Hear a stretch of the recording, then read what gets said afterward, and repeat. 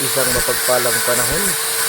Patuloy ko na ating paglilingkod taong 2025. Ngayon po ay gagawa tayo ng tinatawag na pintas na libon. Yung unang bahagi lang ay ipapakita ko sa inyo ang paghiwa nito.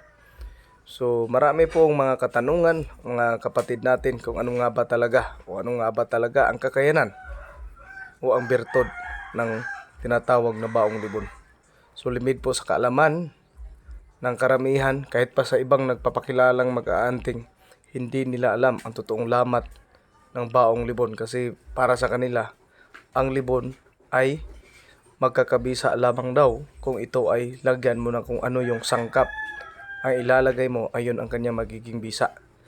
So yan po ang kapaniwalaan nila. Pero sa katotohanan po, kung pumunta tayo sa Dakong Surigao, ang baong libon po ay talagang pinaniniwalaan na magbibigay sa iyo ng tinatawag na kabal at saka taguliwas at iwas kapahamakan kahit wala pa yang sangkap.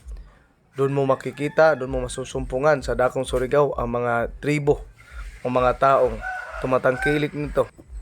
Yung iba ay nagsusuot kahit pabuo dahil alam nila ito napakasubok talaga sa larangang depensa, lalo na sa kabal, taguliwas at iwas kapahamakan. Yan po ang natural na kakayanan ng baong libon ayon sa mga karanasan ng mga kapatid natin sa Dakong Surigao. Dito naman sa Davao del Sur, kahit pa hindi buong niyog, hindi buong bao na galing sa libon, kahit katiting lang ang makuha mo, ito pa rin ay magbibigay sa iyo ng pagkalahatang depensa. Ganun din ang kapaniwalaan sa mga kapatid natin membro ng mga pulahan, ilaga at anumang grupo na naniniwala sa kakayanan ng kalikasan. Nakadepende lamang po ito kung paano mo pinangkilik at paano mo ito pinapahalagaan, paano mo inaalagaan at kung paano mo pinaniniwalaan at kung paano mo pinanaligan tulad ng pananalig mo sa buong may kapal. Kung ito tagapaglingkod mo parang mga ng Diyos, hindi po ito ipakilala sa inyo kung hindi po yan ito subok sa buhay ito. Gaya ng sinasabi, hindi lahat pinapakita natin sa video. So maraming kaganapan sa buhay natin at hindi lang po ako, kundi pati yung tumangkilik na gamit na tulad ng bawang libon. Meron na po tayong natutukan ng landmine, ng sabugan, meron na naambo, may dinatong nanaga, ang ilan nadisgrasya kung hindi nagalutan, hindi na panik. Yan ay iilan sa mga kabahagian at panunggamit namin sa gamit ng baong libon.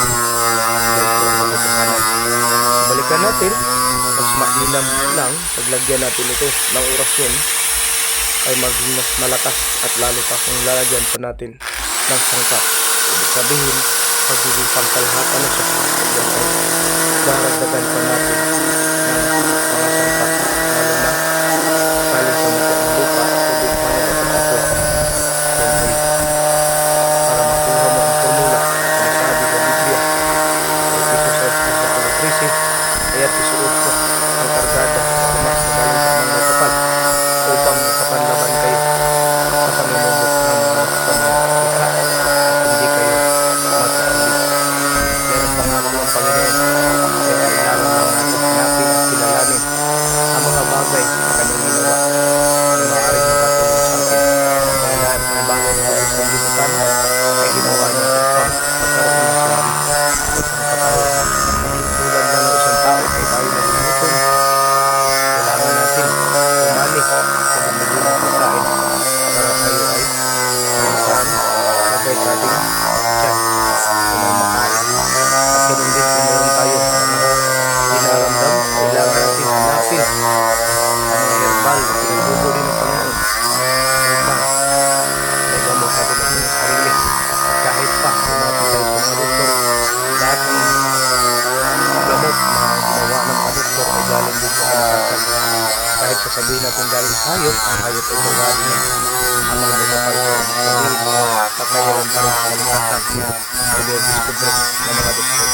At ganoon din, kaibigan, kung ikaw ay naniniwala sa depensa ng Panginoon ay magbigay sa atin ang mga mutya o singaw ng kalikasan upang magamit natin para magkaroon tayo ng pangkalahatang depensa. Isang mapagpalang panahon at maraming salamat. Corn bread.